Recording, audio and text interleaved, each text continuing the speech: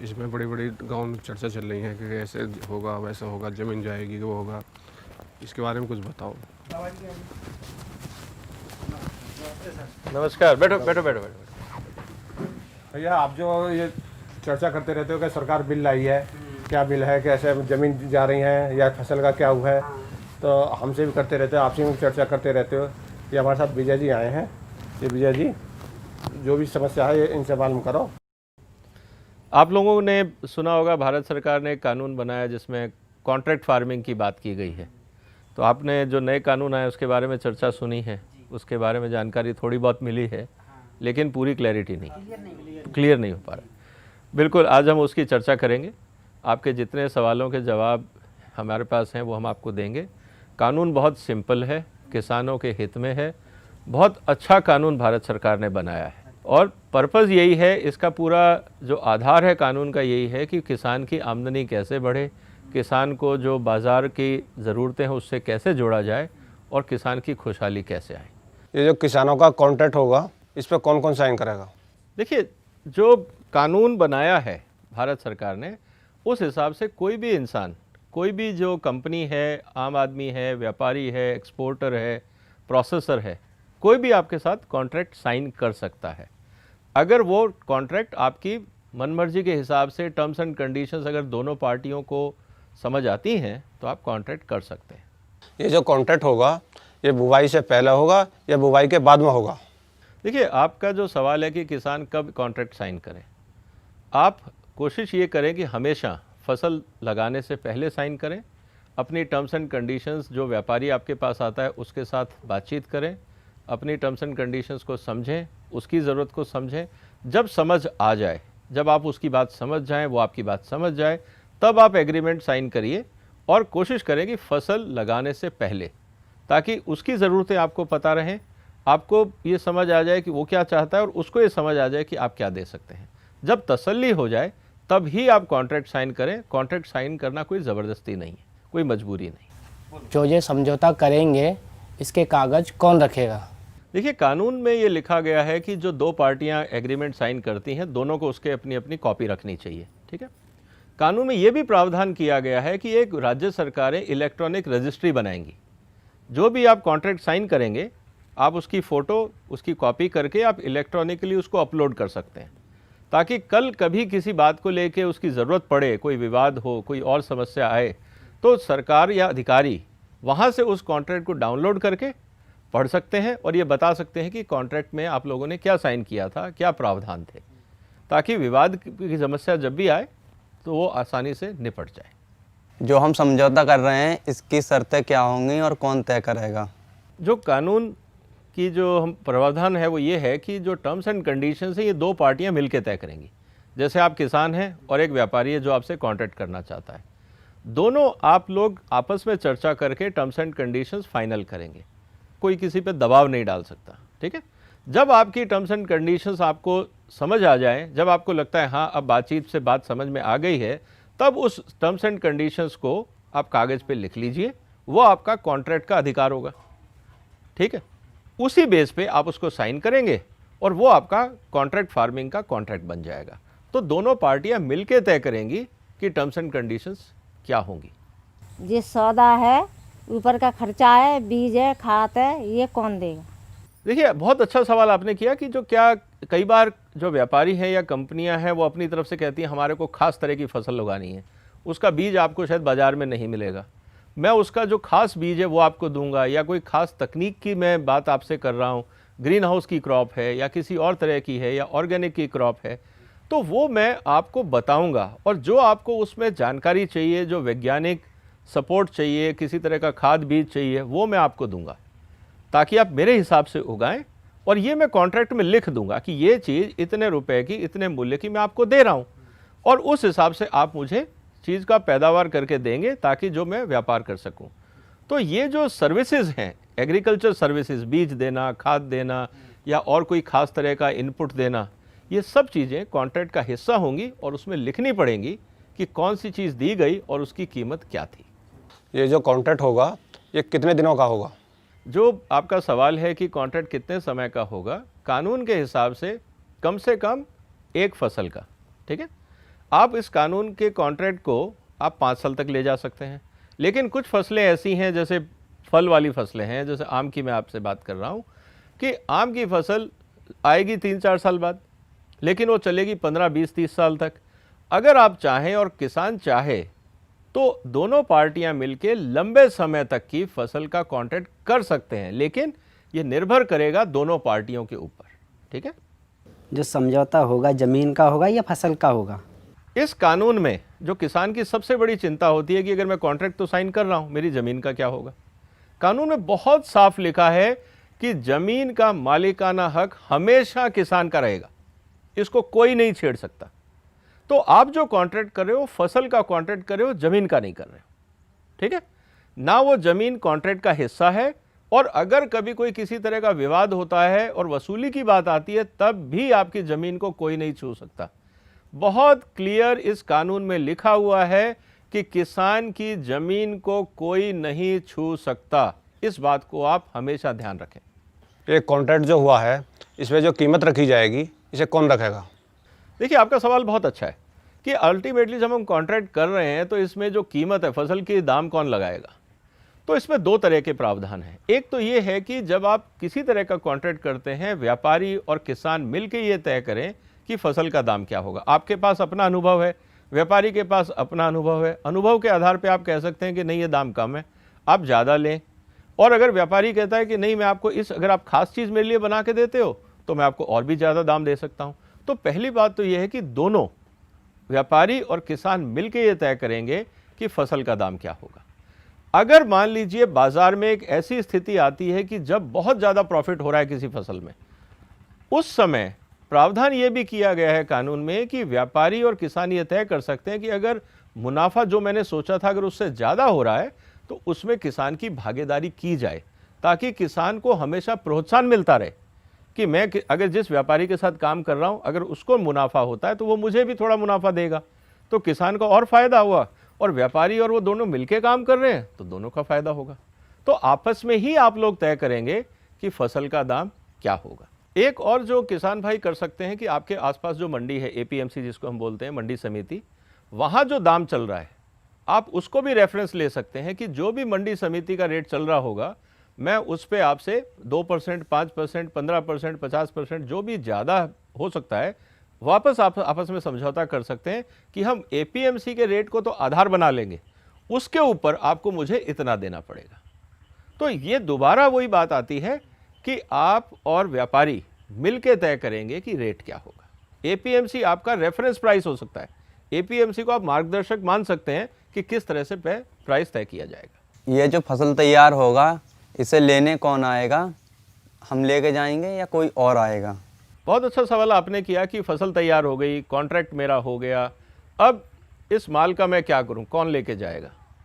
2 सुविधाएं इसमें कानून में दी गई हैं। एक तो किसान के खेत से जो व्यापारी है वो कहेगा मैं आपके खेत से उठा लेता हूं। दूसरा वो ये कह सकता है किसान को कि आप मेरे गोडाउन तक पहुंचा दीजिए और जो भाड़ा लगेगा मैं आपको दे दूंगा। तो और ये नहीं हो सकता कि आपने फसल काट दी और व्यापारी आ नहीं रहा, उसका एक टाइम फ्रेम दिया गया है कानून में कि इतने समय के अंदर अंदर आपको फसल उठानी होगी, क्योंकि अगर कटने के बाद अगर फसल खराब हो जाती है तो किसान का नुकसान है।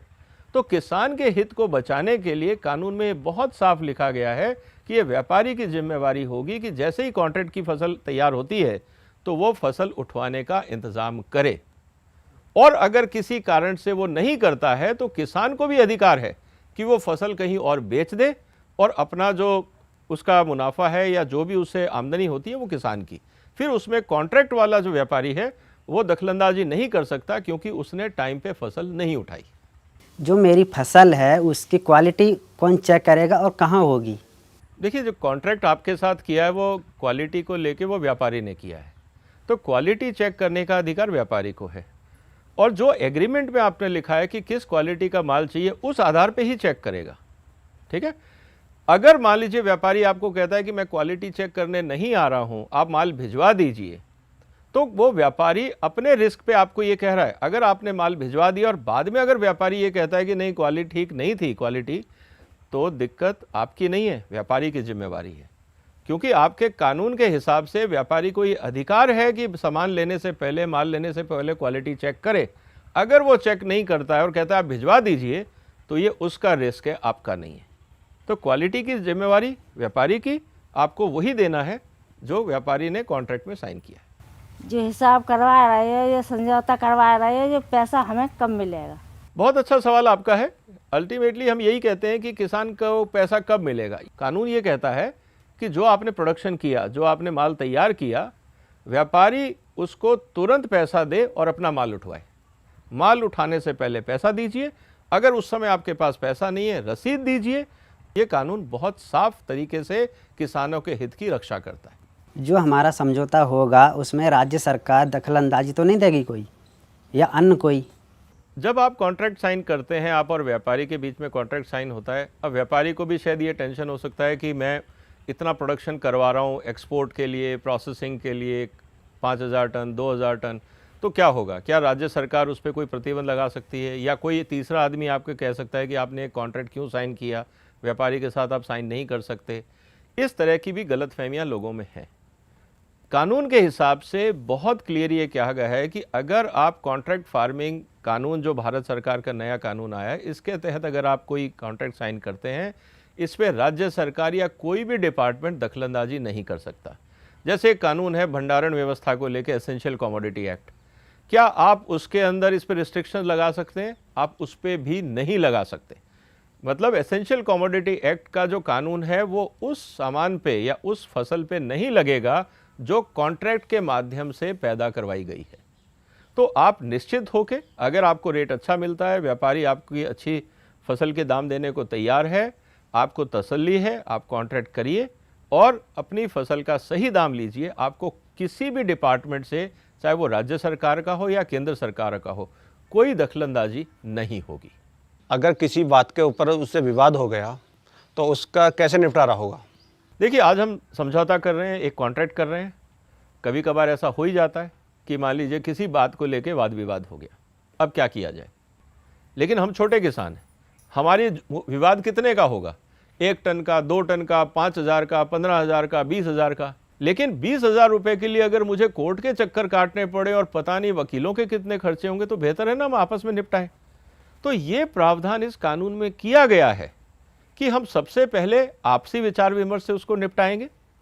अगर हम आपसी विचार विमर्श से कानून नहीं निपटता तो हम एसडीएम साहब के पास जाएंगे, एसडीएम साहब से नहीं निपटता तो उनके जो बड़े अधिकारी हैं वहाँ जाएंगे। लेकिन 30 दिन के अंदर इस कानून के हिसाब से आपकी समस्या का समाधान होना चाहिए, ताकि किसान भी खुश रहे और व्यापारी भी खुश रहे और अगली फसल में आप दोबारा मिलकर काम करें, तभी तो फायदा है।